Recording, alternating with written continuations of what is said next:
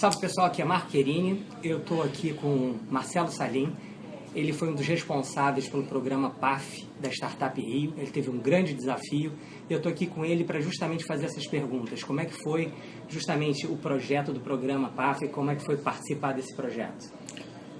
Bom, foi um convite inicialmente feito pela Paula Guedes, que estava colocando o programa ainda para ser chamado de Startup Rio, para avaliação do governo. Então a Paula é minha amiga, me convidou para participar, eu ajudei a formatar o que seria esse programa de treinamento, né? Não é um programa simples, é um programa para empreendedores, gente que já está adiante nisso, então você não basta ensinar coisas que são meramente ensinadas em sala de aula, mas cadeiras, disciplinas que não estão sendo ensinadas muitas vezes em lugar nenhum, né? São vivências, são coisas mais práticas, situações cotidianas, situações de mercado. Então deu um trabalho considerável preparar esse projeto. Felizmente a gente contou com pessoas de muito gabarito de todos os lados, né? Inclusive no governo do Rio de Janeiro, do Estado do Rio de Janeiro, pessoas que acreditaram nesse projeto, que foram solidárias e que moveram mundos e fundos para que esse programa acontecesse, né? Então a Secretaria de Ciência e Tecnologia, a FAPERJ, enfim, muitas pessoas, a CESPRO e o SEBRAE, que foram fundamentais para que isso acontecesse. Como é que foi a experiência de encontrar esses jovens empreendedores que estavam nesse trajeto de surpreenderem e poderem ampliar sua capacidade?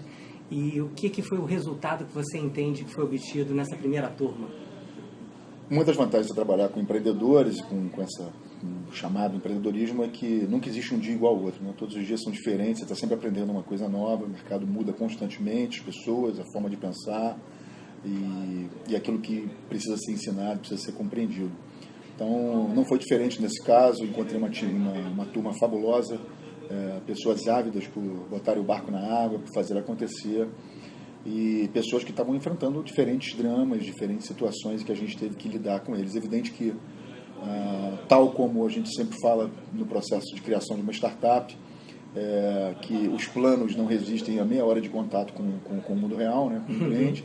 Foi exatamente o que aconteceu conosco, que a gente havia planejado para ser um programa de formação dos empreendedores.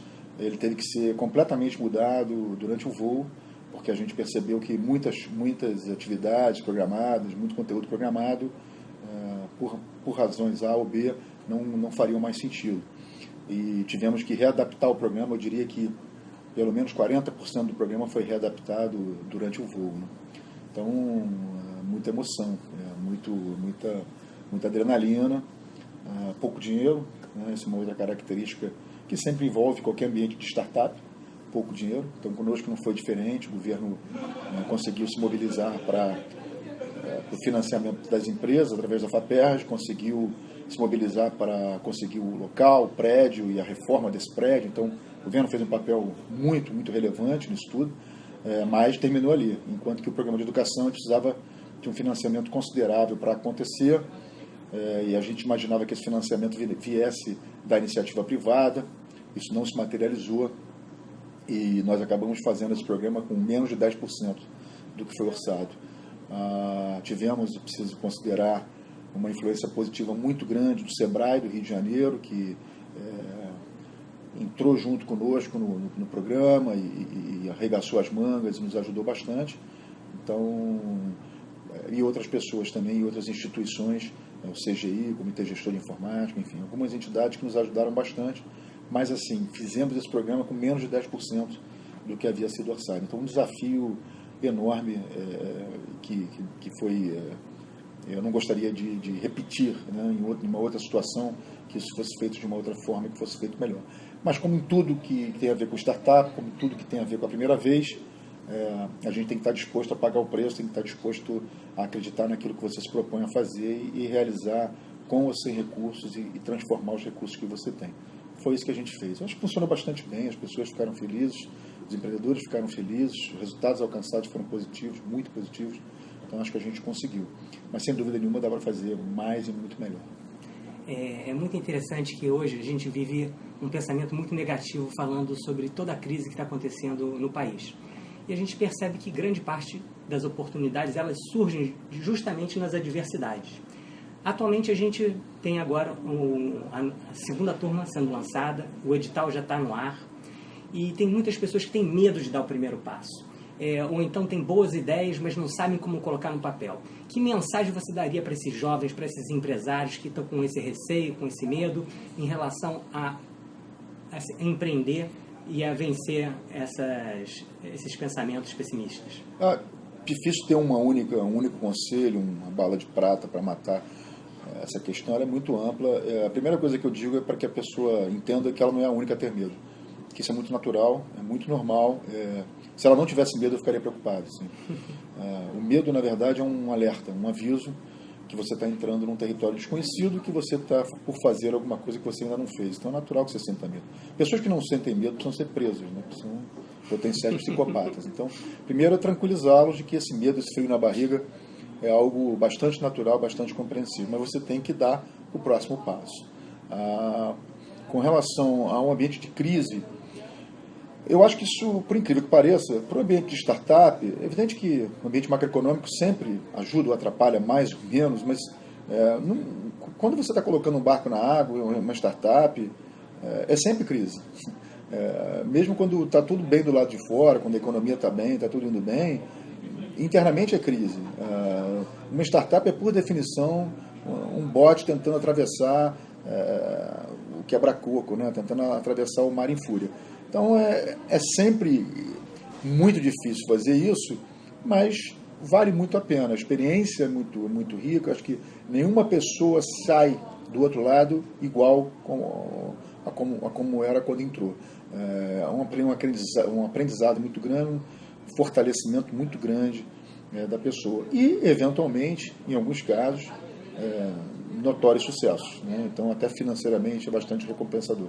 Eu sempre digo isso com parcimônia, porque a gente sabe que não basta apertar o botão e sair do outro lado com um mega sucesso, não é assim que as coisas funcionam, mas esse processo, ele em si é muito enriquecedor e, eventualmente, às vezes, em alguns casos, ele realmente proporciona grandes sucessos, né? Então, medo, lide com isso com normalidade, tenha força para dar o primeiro passo. Crise é um ambiente que... O que é uma startup se não turnarounds sequenciais, né? Todo dia você tem a necessidade de reinventar e transformar a empresa, e mudar, reagir às adversidades. Então, o ambiente externo, por incrível que pareça, nesse caso, ele não faz tanta diferença assim, porque internamente vai ser crise todos os dias, seja preparado para isso. Eu acredito muito que em tempos de crise as necessidades aparecem, porque as dores aparecem com muito mais força. E clientes pagam, nenhum cliente vai te pagar para resolver um não problema, né? Clientes te pagam para resolver problemas. Então, quanto maiores os problemas, mais dinheiro em cima da mesa, mais potencial de solução. E em momentos de crise, as dores aparecem. E quando as dores aparecem, fica mais fácil identificá-las, mais fácil construir soluções que sejam aderentes e que, portanto, sejam bastante vendáveis. Não é por acaso que grandes companhias como FedEx, enfim, outras companhias surgiram e cresceram, prosperaram em momentos de crise, porque identificaram situações dramáticas que precisavam, agudas, que precisavam ser efetivamente resolvidas por um negócio, e eles criaram esse negócio. Então, eu acho que como empreendedor, você primeiro precisa ser otimista, né? E não que a gente vai ser poliana, nem que vai ser o menino alegre, que vai ver tudo que está acontecendo e achar que está tudo bem, claro que não. Mas a despeito disso, tem que acreditar no teu taco, acreditar no teu potencial, na força do teu trabalho, das suas conexões, de que coisas boas acontecerão, né? Tem que ter fé. Acho que tem que ter fé. Bom, gente, estive aqui com o Marcelo Salim. Eu tive a honra de estar com ele, porque eu fiz parte dessa primeira turma. Eu posso dizer que eu vi a transformação não só em mim, mas em todos os meus colegas. Eu me lembro do primeiro pitch que a gente fez junto ao pessoal do Sebrae, na UERJ, em que a gente mal conseguia expressar qual era a nossa ideia. E depois eu vi brilhantemente muitos jovens no Demo Day fazendo uma excelente exibição. E tudo graças ao excelente trabalho que foi realizado pelo Marcelo Salim. Mais uma vez, Marcelo, obrigado pela entrevista, pelas palavras. Tenho certeza que vai ajudar muito as pessoas que estão nos ouvindo. Fico feliz pelas palavras, tenho apenas que fazer justiça. Fico enaltecido aí pela forma como você fala, meu respeito, mas tem que fazer justiça. Tinha muito mais gente comigo, eu sou membro de um time. O time era bem grande. Obrigado mais uma vez.